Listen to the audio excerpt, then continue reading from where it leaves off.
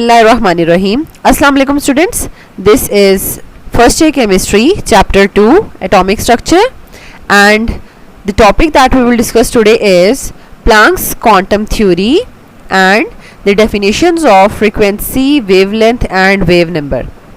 Students, इसके साथ साथ हम frequency, wavelength and wave number के relationships भी discuss करेंगे और energy के साथ इनकी equations भी derive करेंगे. Okay students, let's start. Students basically exam point of view से भी बहुत इंपॉर्टेंट टॉपिक है एंड इससे रिलेटेड जो है वो न्यूमेरिकल्स आते हैं पेपर में. Planck's quantum theory basically has 4 points, okay, and all points are related to each other. Sequence में वो एक दूसरे से रिलेटेड है, इसलिए हमें इस तरीके से कोई रट्टा लगाने की ज़रूरत नहीं है. हम अंडरस्टैंड करेंगे हर स्टेप जो है वो हर पॉइंट जो है वो नेक्स्ट पॉइंट जो है उसके बारे में हमें क्लू देगा. Okay. In 1900, Max Planck proposed the quantum theory of radiations, and the main points of postulate are: energy is not emitted or absorbed continuously. It is emitted or absorbed in a discontinuous manner in the form of wave packets called quanta. Students, यहाँ पे हमें बताया जा रहा है कि basically energy जो है वो कॉन्टीन्यूसली इमिट या एब्जॉर्ब नहीं होगी बल्कि डिसकॉन्टीन्यूस मैनर में एब्जॉर्ब होगी. जैसे कि हमने प्रीवियस रदरफोर्ड कॉन्सेप्ट डिस्कस किया था. तो रदरफोर्ड कॉन्सेप्ट में क्या था कि रदरफोर्ड सेड कि इलेक्ट्रॉन जो है वो एक चार्ज बॉडी है और चार्ज बॉडी जो है ड्यूरिंग मोशन, ठीक है, जब वो रिवॉल्व कर रही है तो उसको क्या करना चाहिए, कॉन्टीन्यूसली एनर्जी रिलीज करनी चाहिए. तो आहिस्ता आहिस्ता इलेक्ट्रॉन जो है उसका डिस्टेंस न्यूक्लियस से करीब हो जाएगा और एट द एंड इलेक्ट्रॉन जो है वो न्यूक्लियस के ऊपर फॉल करेगा और एटम जो है वो कोलैप्स कर जाएगा. लेकिन ऐसा होता नहीं है स्टूडेंट्स.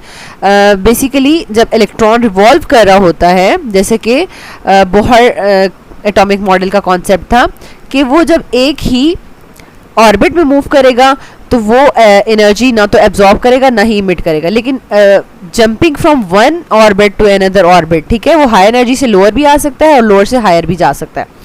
तो उसमें उसने क्या करना है कि एक फिक्स्ड अमाउंट ऑफ एनर्जी जो है वो इन डिसकॉन्टीन्यूस मैनर जो है वो एब्जॉर्ब या इमिट करनी है. जैसे ये हमारे पास न्यूक्लियस है और अगर फर्स्ट ऑर्बिट से सेकंड ऑर्बिट में इलेक्ट्रॉन मूव कर रहा है तो एक फिक्स्ड अमाउंट ऑफ एनर्जी है जो इस डिस्टेंस पर डिपेंड करेगी. अगर डिस्टेंस स्मॉल है तो कम एनर्जी जो है वो यूटिलाइज होगी, अगर डिस्टेंस ज़्यादा है तो ज़्यादा एनर्जी यूटिलाइज होगी for transfer of electron. Okay.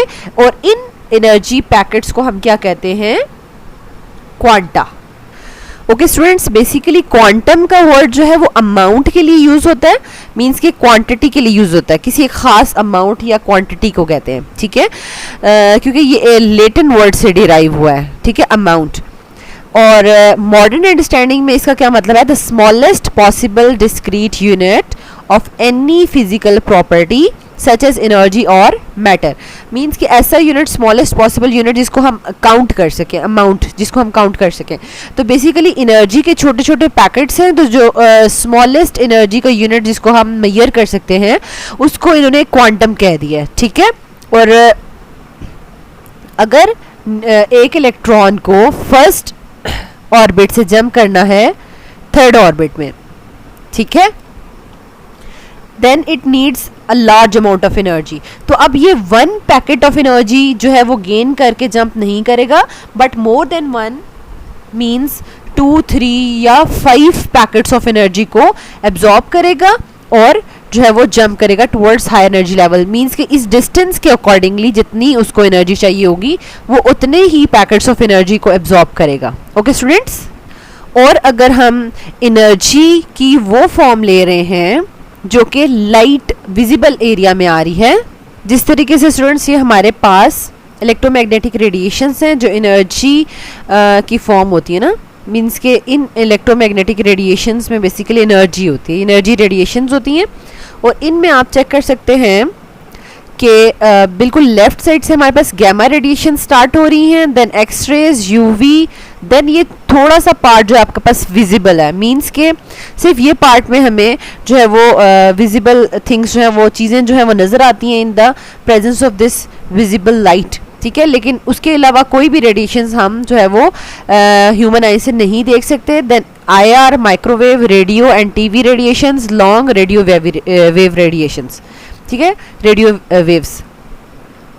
तो इस तरीके से इसमें से सिर्फ ये विजिबल पार्ट में अगर हम एनर्जी जो है वो यूज़ कर रहे हैं for the excitation of electrons from one shell to another, from one orbit to another, तो उस वक्त जो हम एनर्जी यूज़ कर रहे हैं उसको हम फोटोन भी कह सकते हैं, ठीक है।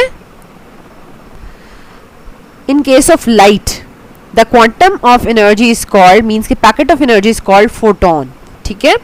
एंड अब स्टूडेंट्स बेसिकली हमें ये फर्स्ट जो पॉइंट है ये सेकंड पॉइंट के लिए हिंट दे रहा है, मींस कि यहाँ पे हमने क्वांटा की बात की, अब हमने बताना है कि ईच वेव पैकेट और quantum has a definite amount of energy. Okay students, जैसे कि मैंने आपको एक्सप्लेन कर दिया है, डेफिनेट अमाउंट ऑफ एनर्जी होगी हर पैकेट में। And the third point is the amount of energy of quantum is directly proportional to the frequency of the radiation by the equation. Means कि हर पैकेट में कितनी energy है वो depend करेगा हम किस किस्म की रेडिएशंस जो है वो यूज़ कर रहे हैं, उनकी फ्रीक्वेंसी पे डिपेंड करेगा, ठीक है। और उसको हम इस तरीके से इक्वेशन से बता सकते हैं कि energy is directly proportional to frequency, ठीक है। जितनी ज़्यादा फ्रीक्वेंसी की रेडिएशंस होंगी उतना ही ज़्यादा उसके अंदर अमाउंट ऑफ एनर्जी होगी उस पैकेट में। अब हम यहाँ पर स्टूडेंट्स प्रोपोर्शनैलिटी का साइन हटाते हैं तो हमारे पास इक्वालिटी का साइन और कांस्टेंट आ जाता है। This constant H is called Planck's constant और इसकी वैल्यू आपको नजर आ रही है 6.625 10⁻34 joule second. Okay students, and the fourth and the last point of Planck's quantum theory is a body can emit or absorb energy only in terms of integral multiple of quantum।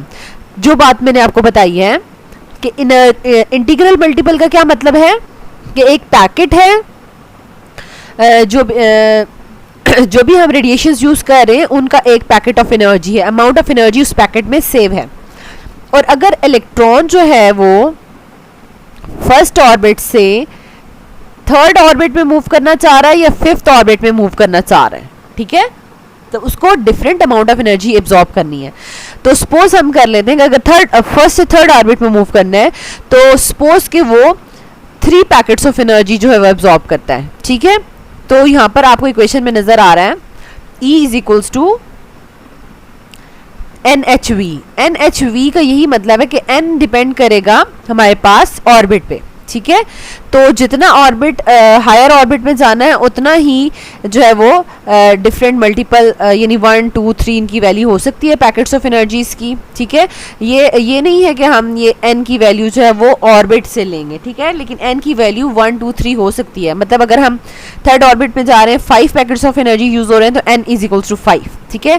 हम fifth orbit में जा रहे हैं, may be distance ज़्यादा होने की वजह से 10 पैकेट्स ऑफ एनर्जी है तो 10 HV एनर्जी जो है वो एब्जॉर्ब होगी। ओके स्टूडेंट्स, तो इस प्लांक्स क्वांटम थ्योरी में हमें एक मेजर जो हमने इक्वेशन लेनी है जो आगे डेरिवेशन में भी यूज होगी और बहुत से हमारे पास न्यूमेरिकल्स में भी यूज होगी, that is H is equals to HV। Okay students, अब हम देख लेते हैं one by one definitions. First of all, frequency, it is the number of waves which passes through a given point in 1 second, ठीक है।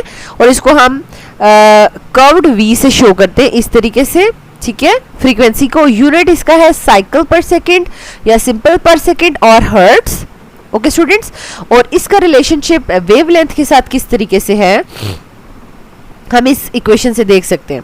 अब students यहाँ पर देख लें कि फ्रीक्वेंसी में बेसिकली हमने क्या कहा है कि एक पॉइंट अगर हमने एक जो है नोट कर लिया, उस पॉइंट से जो है वो अगर स्मॉल वेवलेंथ वाली रेडिएशंस हैं वो कितनी पास करेंगी 1 सेकंड में, अगर लार्ज वेवलेंथ वाली रेडिएशन है तो वो कितनी पास करेगी। तो हमें देखने से पता चल रहा है अगर हमने एक पॉइंट रखा हुआ है और 1 सेकंड में जिसकी स्मॉल वेवलेंथ है वो बहुत ज़्यादा रेडिएशंस पास कर जाएंगी, ठीक है, तो उनकी फ्रीक्वेंसी ज़्यादा होगी, और जिसकी लार्ज वेवलेंथ है वो उनकी फ्रीक्वेंसी कम होगी। तो मतलब इनवर्स रिलेशनशिप है, ठीक है।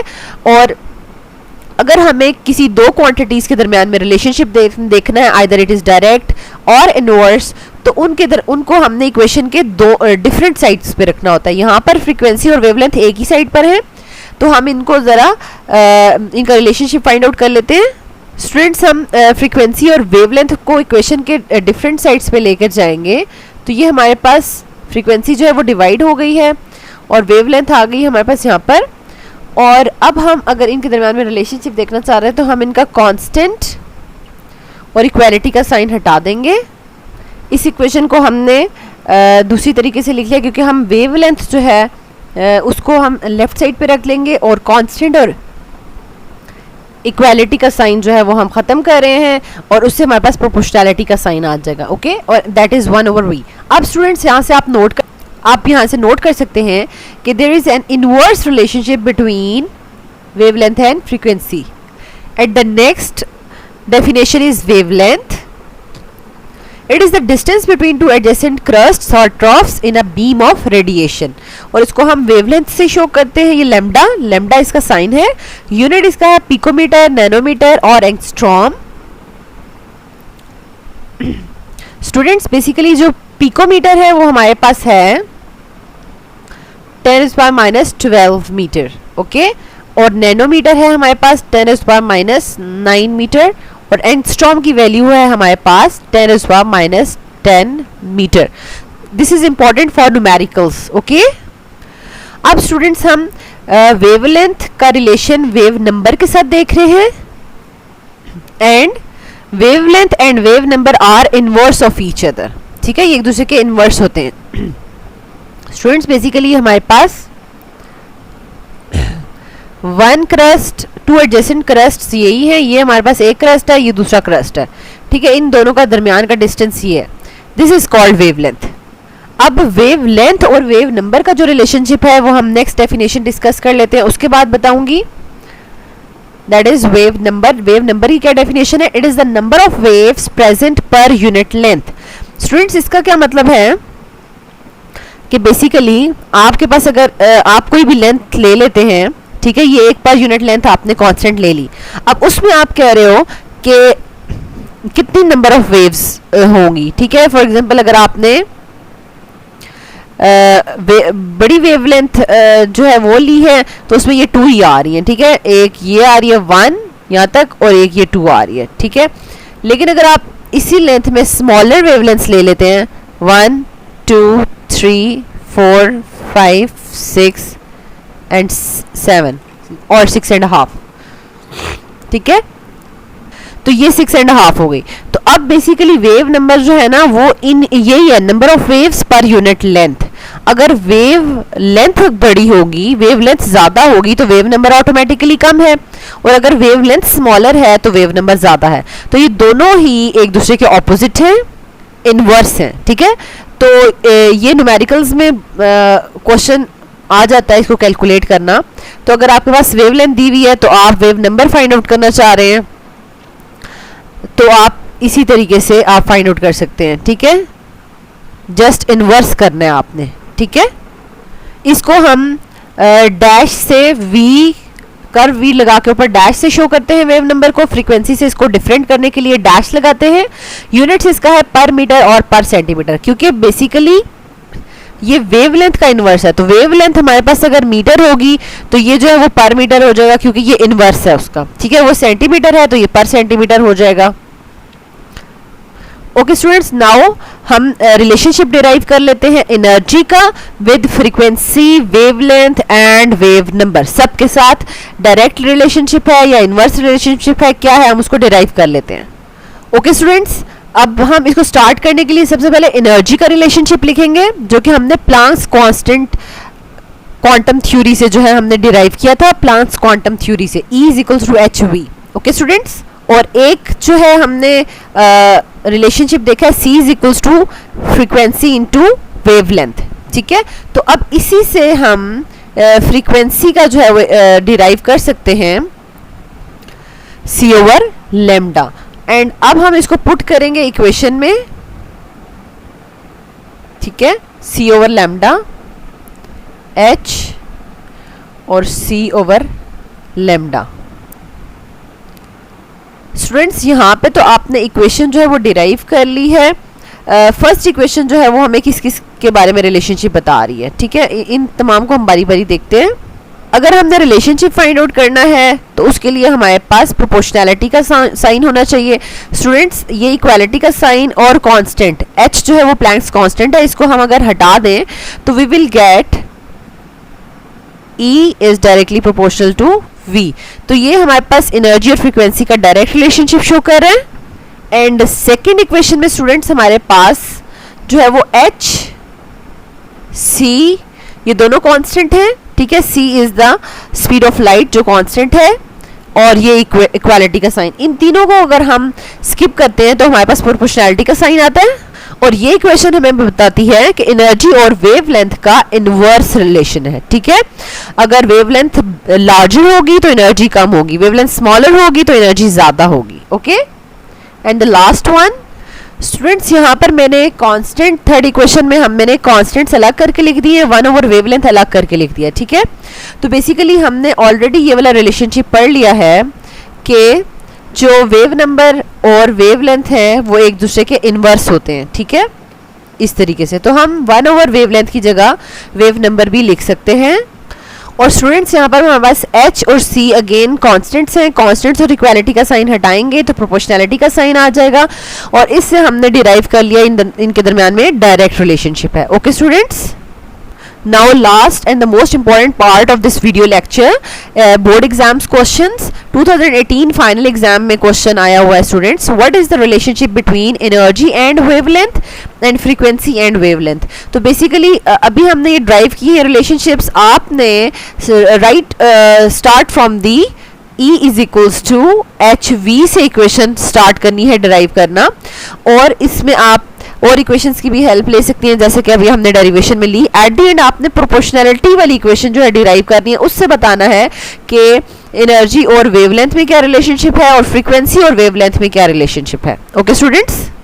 देन 2018 सप्ली एग्जाम में क्वेश्चन है, give 3 main postulates of Planck's quantum theory. क्योंकि ये 3 नंबर का इन्होंने क्वेश्चन पूछा है तो 3 आपने पोस्टुलेट्स बताने हैं, ऑल्दो 4 पोस्टुलेट्स हमने पढ़े हैं।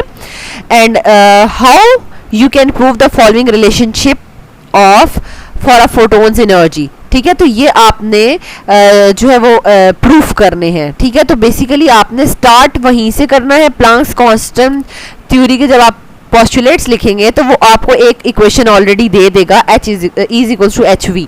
तो उसी से आपने एनर्जी और वेवलेंथ और एनर्जी और वेव नंबर का रिलेशनशिप ड्राइव करना है, जैसे कि अभी हमने इस वीडियो लेक्चर में डिराइव किया है, ओके स्टूडेंट्स।